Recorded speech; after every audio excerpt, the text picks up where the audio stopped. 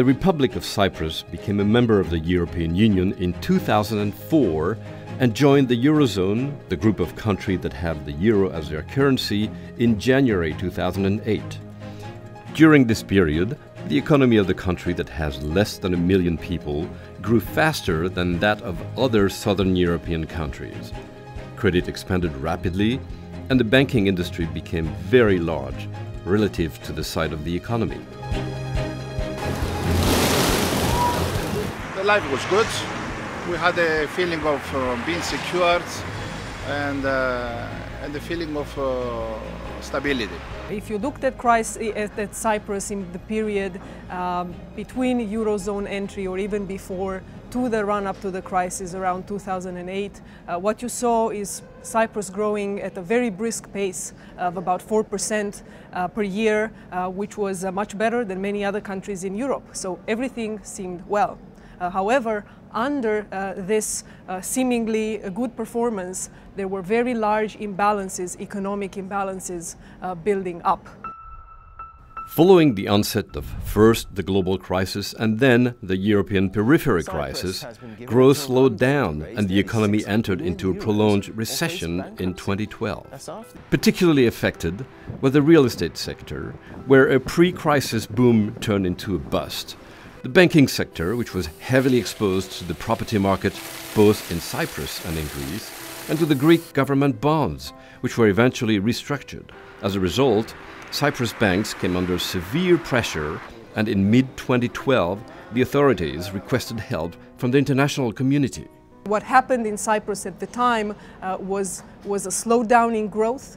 The property market turned around, prices were declining rather than increasing, banks started lending less. The culmination of all this was a loss of market confidence in Cyprus itself, and the government essentially lost market access. It meant that it couldn't borrow anymore to finance its spending and its obligations. And when the government cannot finance whatever it needs to spend, be it on repayments of debt to the international community or be it on salaries to public officials, then it's basically threatened to go bankrupt. Personally, I would blame, first of all, the central government authorities. And as you know, Cyprus has only less than 1 million inhabitants. It's a small economy, so everything could easily be forecasted. It is always easy in retrospect to have perfect foresight, if you will. Clearly, a lot of people, including the government, I think, were seeing these imbalances. But it's very, very hard to predict exactly when and how they would unwind. After long negotiation and a change in government, an agreement was finally reached with the Troika in late March 2013 for a bailout package of 10 billion euros, provided that insolvent banks are resolved and recapitalized through bail-in of creditors, including uninsured depositors. This required the imposition of a prolonged bank holiday and subsequent restrictions on payments and capital flows. Nobody believed this would happen with the banks, that suddenly overnight your funds that are in the bank are locked. There's nothing you can do, and this went on for 2-3 weeks. There were a number of banks that were very large in and of themselves relative to the size of the economy that had accumulated very large losses as a result, in part due to risky decisions and risky investments that they had made. The government, unfortunately, was not in a position to help. On one hand, its own public debt was huge, and the sheer size of the support that was needed was just too large. A potential solution could have been some other mechanisms from the international community to support the banks directly, so not to lend to the government, but to lend to the banks. But that, unfortunately, was not available at the time, and it's still not available as of now. As a result, really the only alternative that was available was to share this burden with the creditors of the troubled banks themselves. And what happened was that they took some of the losses and part of their deposits were converted into equity. So essentially they were transformed in shareholders in these banks. In this manner, the government did not have to borrow and put money in these banks. It did not have to overburden future generations. 2013 was a difficult year for the Cypriot economy. GDP fell by 5.5%, and unemployment, which was under 4% in 2008, rose to 17% in December. I could see people who were losing their jobs or trying to get a job but they couldn't.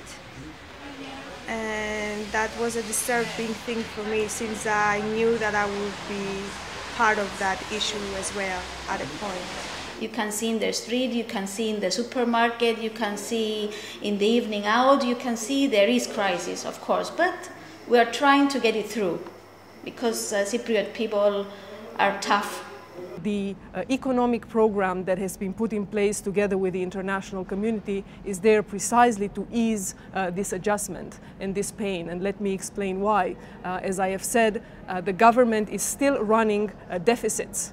And is expected to do so in a period of recession also, because its capacity to raise taxes during this time is much more impaired than it was in the past. At the same time, it still has the same obligations. It needs to pay salaries, it needs to pay the debts that it has accumulated in the past.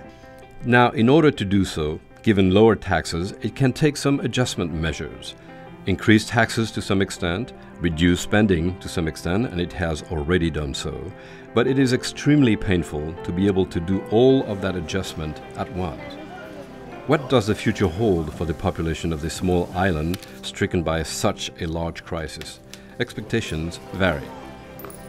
I expect my government to create more jobs.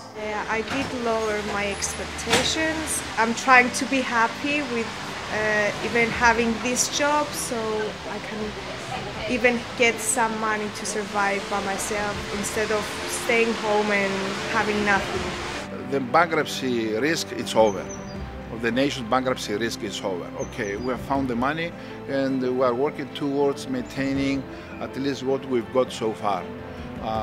Now, it remains to be seen whether some measures which are being taken by the central government will come to a positive result. It remains to be seen, but the risk is still there. Clearly, most of the, or many of the most difficult decisions have been taken already, and the crisis has been averted. However, there is still a difficult economic situation. We are expecting the recession to continue this year. We are expecting unemployment to continue to grow over time before it gradually starts declining. There has been much accomplished during this year. All the banks in Cyprus, or the main banks, have been recapitalized. The fiscal deficit has been reduced despite this recession and a reduction in the capacity of the government to tax. And finally, a number of structural reforms have been put in place or have been set in motion. So I can say that there is now light at the end of the tunnel. However, we are not out of the tunnel yet. There are still significant challenges, policy challenges for the government to continue to implement. Clearly, the international community is there in Cyprus to help the Cypriot government both to go through this difficult period of adjustment through our financial assistance, and also to help them with advice and support to put in place the macroeconomic policies that are necessary for growth to resume in Cyprus.